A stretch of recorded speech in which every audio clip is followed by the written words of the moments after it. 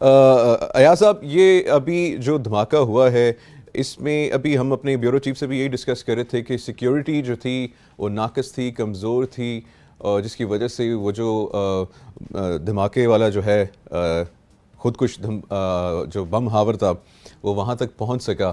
اس پہ کیا تفصیل، آپ کیا کہیں گے اس پہ سر؟ بالکل، یہ اس بات کا امکان ہے کہ جو سیکیورٹی کے انتظامات زیادہ بہتر نہ ہوں.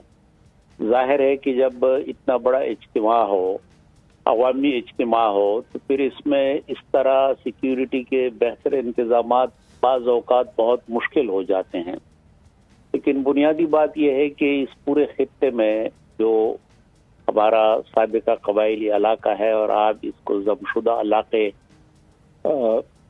کا نام دیا گیا ہے، اس میں حالات کچھ عرصے سے خراب ہیں، اور یہ پورا بیلٹ جو ہے اس کے اندر مسلح تشدد کے واقعات، بم دھماکوں کے واقعات، پولیس پر حملے، باقی جو ہے امن و امان کو برقرار رکھنے والا عملہ، ان پہ حملے ہو رہے ہیں. تو یہ بہت ہی کل کا واقعہ تو بے انتہا اندوہناک ہے، دل خراش واقعہ ہے. پوری قوم اس پر رنجیدہ ہے، اور اس بات کی ضرورت ہے کہ جائزہ لیا جائے کہ کس طریقے سے یہ جو صورتحال ہے اس کو کنٹرول کیا جا سکتا ہے، اس پورے خطے کو کس طریقے سے پرامن بنایا جا سکتا. ایاز صاحب، پچھلے ایک سال میں 666 سے زائد حملے ہوئے ہیں دہشت گرد کے پی کے پروونس میں، صوبہ کے پی کے میں صرف. اس پہ آپ کا کیا ایک رد عمل ہے؟ آپ اس پہ کیا کامنٹ کریں گے؟ یہاں پہ ہماری اپنی کمزوری ہے، ہماری اس کا ذمہ دار کون ہے؟ یہ کیوں ہو رہے ہیں اتنے حملے؟ یہ تو آپ کو علم ہے کہ یہ پورا علاقہ خطہ جو ہے افغانستان اور پھر ہمارا ضم شدہ قبائلی علاقہ جو خیبر پختونخوا، اس پورے خطے میں تقریباً 40 سال سے، بلکہ اس سے بھی زیادہ، 1980 سے جو افغان جنگ، پہلے روس کے ساتھ، اس کے بعد 9/11 کے بعد امریکہ کے ساتھ، تو یہ پورا خطہ اس قسم کے حالات سے دو چار ہے. سر، حالات تو بہت بہتر ہو چکے تھے. اگر ہم لوگ پچھلی گورنمنٹ کی ہی بات کریں تو اس حکومت کے دوران حالات بہت بہتر تھے سیکیورٹی کے. یہ پچھلے ایک سال میں اتنا جو اضافہ ہوا ہے، آپ کو کیا لگتا ہے اس کی کیا وجہ ہو سکتی ہے؟ تو یہ تو ایک تسلسل ہے. افغانستان میں امارت اسلامی کی حکومت آئی تو امارت اسلامی نے دوحہ مذاکرات میں یہ تسلیم کیا تھا کہ ان کا علاقہ جو ہے یا افغانستان، یہ کسی اور ملک میں مسلح اقدام کے لیے یا تخریب کاری کے لیے استعمال نہیں ہوگا. تو اس بات کی ضرورت ہے کہ سفارتی اقدامات بھی ہوں، طالبان کے ساتھ، امارت اسلامی کے ساتھ گفتگو ہو. وہاں سے اگر کوئی یہ لوگ وہاں پہ ہیں اور وہاں سے آتے جاتے ہیں تو پھر اس بات کی ضرورت ہے کہ اس نظام کو کنٹرول کیا جائے، سرحدات کے تحفظ کو یقینی بنایا جائے. یہاں اپنے ملک کے اندر بھی انٹیلیجنس کا نظام بہتر بنایا جائے تاکہ یہ علم ہو کہ یہ تخریب کار کن کن علاقوں میں موجود ہیں. سر، آپ کو لگتا ہے یہ پاکستان کی سفارتی ناکامی ہے؟ سر، کے پی کے اندر 666 سے زائد بم دھماکے ہو چکے ہیں. آپ کو لگتا ہے یہ پاکستان کی فارن منسٹری کی سفارتی ناکامی ہے کہ وہ افغانستان گورنمنٹ کے ساتھ بیٹھ کے اس کے اوپر سنجیدگی سے اس مسئلے کا حل نہیں تلاش کر سکے اب تک؟ یہ اصل میں تو پورے خطے کا معاملہ ہے. اس میں اس بات کی ضرورت ہے کہ پاکستان کا الگ سے کوئی کردار جو ہے وہ شاید اتنا مؤثر نہ ہو. پورے خطے کا مسئلہ ہے، دیگر ممالک بھی اگر ساتھ ہوں اور اس طریقے سے طالبان، امارت اسلامی کے ساتھ گفتگو ہو تو یہ پورا یہ مسئلہ جو ہے یہ ریجن کا ہے. تو پورا ریجن جو ہے یہ ایک ارتعاش کی کیفیت میں ہے. تو پورے ریجن کے مسئلے کو یہ سمجھ کر اور اس پر بات چیت ہونی چاہیے. ہم یہ تو نہیں کہہ سکتے کہ کسی خاص ملک کی ناکامی ہے، کیونکہ یہ مسئلہ کسی خاص ملک تک محدود نہیں بلکہ پورے ریجن کو یہ مسئلہ درپیش ہے.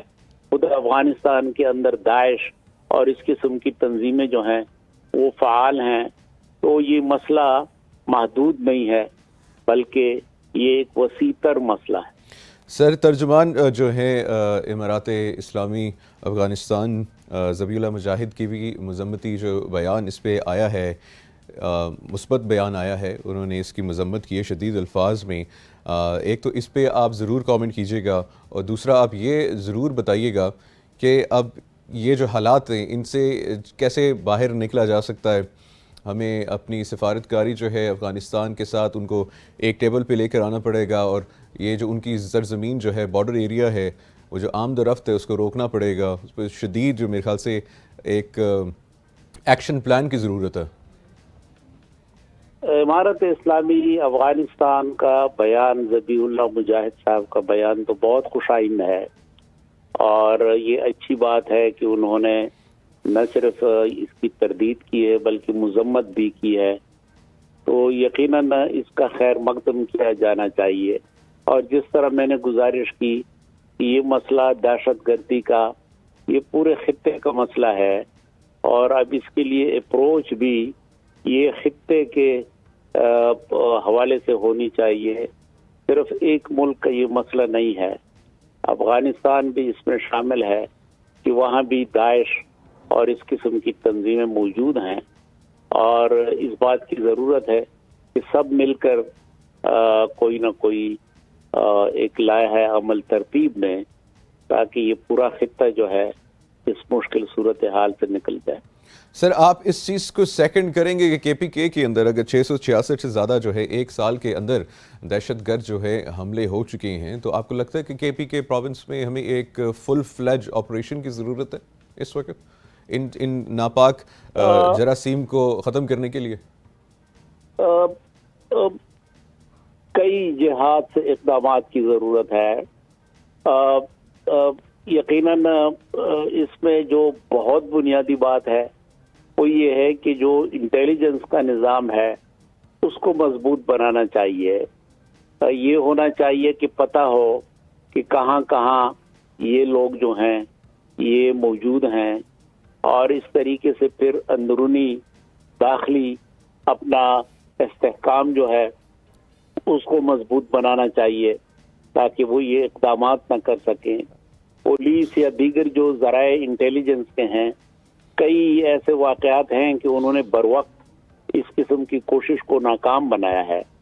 تو یہ سلسلہ جو ہے اس کو اور زیادہ مضبوط بنانا چاہیے، کیونکہ جب داخلی آپ کا انٹیلیجنس سسٹم بہتر ہو تو ان واقعات میں کافی کمی ہو سکتی.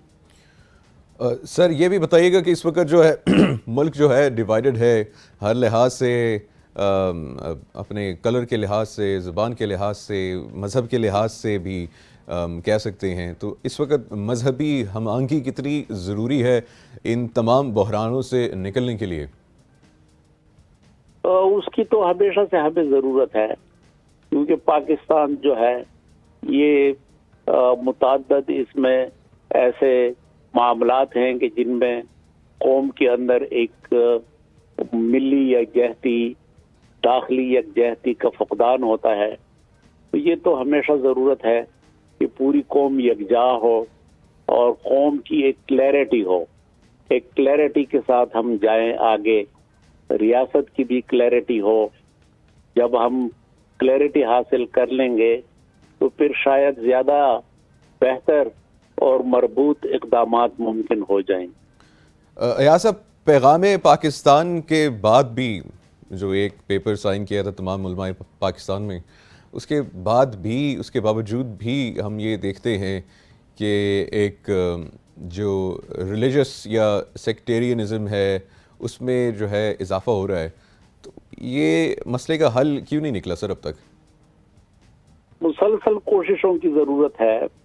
ظاہر ہے کہ پاکستان ایسا ملک نہیں ہے کہ جس میں محض ایک اعلامیہ آپ جاری کریں تو سارے مسئلے حل ہو جاتے ہیں. اس کے لیے مسلسل جدوجہد کرنی پڑتی ہے.